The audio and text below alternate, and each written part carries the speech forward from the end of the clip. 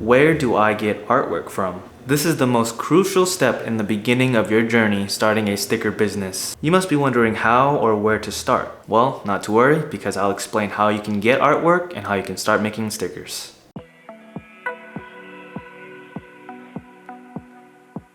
Before I begin, if I can get you guys to hit that like button, it lets me know that there are people out there that enjoy these videos, so I'm not just some random dude making videos for no reason.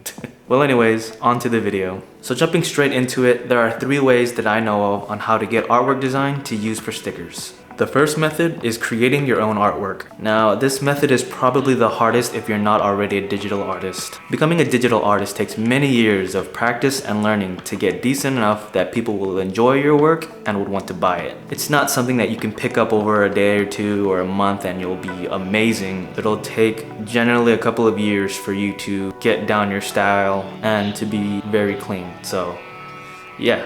If you are a digital artist though, then you're in a good place. You should already have a good idea on how the formatting should be with your artwork so that print shops can pick it up and print it out with no issues. Generally, the format of your final artwork file should be either a PNG or an Illustrator file, AI. A PNG is the easiest format that print shops work with, and all it is just the image with a transparent background. This is so that whatever image that is given to them will be printed out as the sticker and will be cut out around this sticker. An example. You want to make sure that when you create the artwork design, you have the DPI resolution set to 300. DPI stands for dots per inch. That means the more pixels in an inch, then the more clear the image will come out as a sticker. The pixel resolution should be set around 2000 pixels to 4000 pixels. This usually doesn't matter as much, but as long as you're not sending in a 400 pixel image, then you should be good. Method number 2, commissioning an artist. I was never good at drawing, but luckily for me, I have a sister that's really good at drawing. She's been drawing over 15 years now, ever since me and her were young. I thought it was really cool to see my sister drawing anime waifus on a paper. Kind of was obsessed with it. She was honestly the reason why I got into anime, because she'd be watching Inuyasha or Full Metal Alchemist on Adult Swim, and I'll just be there sitting, I was like, what is this? Once I started getting serious with Neon Elements, I went and bought her a Wacom Cintiq drawing tablet so she can start practicing her digital art. Since she already had years of experience drawing physically, learning how to draw digitally took no time at all. Sorry that took a while to get to the point, but the second way that you can get artwork if you're not an artist yourself is to commission an artist. Like I said, luckily the search for an artist wasn't too hard for me because the artist lived in the same house as I did, but many of you may not be as fortunate as I was and will have to spend time looking for artists on the internet. At first, this might seem like a scary or daunting task. Just know that there are plenty of artists out there in the world that have amazing talent and would love to get paid for the work that they love to do.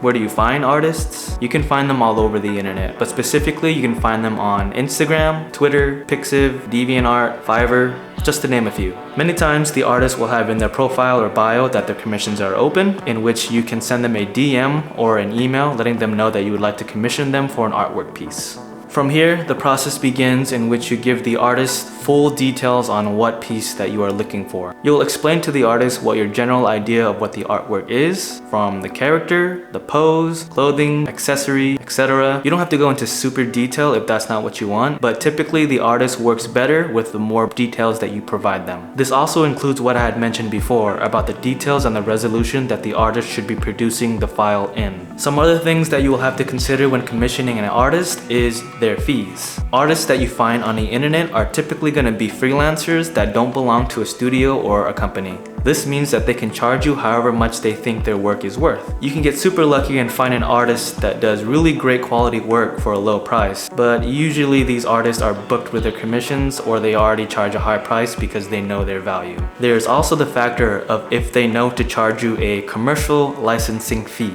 To simply put it, when an artist creates you a design, the design isn't necessarily yours. It's the artist's design. Therefore, the copyright is with the artist. Unless there is an agreement between both parties that it is a work for hire, meaning that whatever the artist creates, the copyright transfers to the client, the artist owns the rights to the artwork and gives you a license for you to use that artwork commercially to make profit. Now, some artists won't really care or they won't really know about this and they'll just charge you a flat rate fee to make you an artwork that you can use use for whatever you want, but there are artists that know more about the industry and know that they will have to charge you a commercial licensing fee for you to use it to make profit. So to put all of that into a nice package, there are a lot of artists out there. Some of them are good, some of them are bad. It's gonna be up to you to commission and sort through all the artists to find the one that you're happy with and the one that works well with your brand. You probably won't find an artist that you like on your first trial, but as long as you're actively searching and looking, then eventually you'll come across one you would love to have to work for you going on into the future.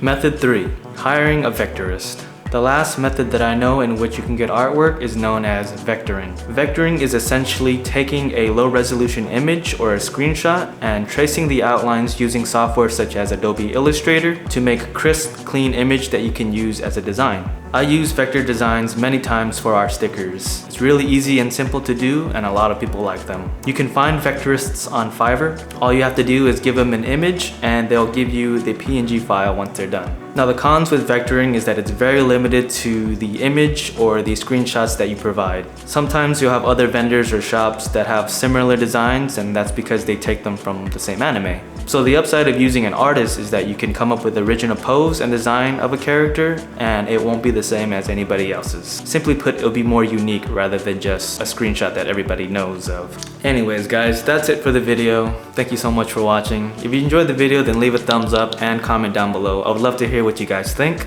And until next time, see ya!